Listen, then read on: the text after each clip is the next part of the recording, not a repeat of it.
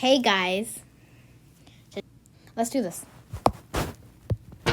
We have breaking news. A tornado has been spotted in the northwest part of the county. Several residents have this is a reported nice seeing house. a large funnel cloud moving southeast at a rapid rate.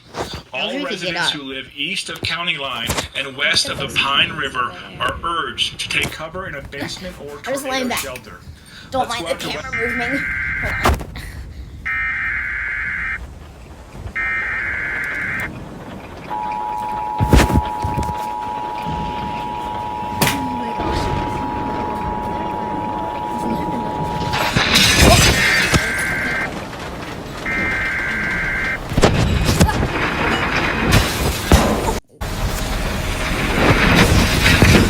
See that? The grill came in. Look, there's a lot.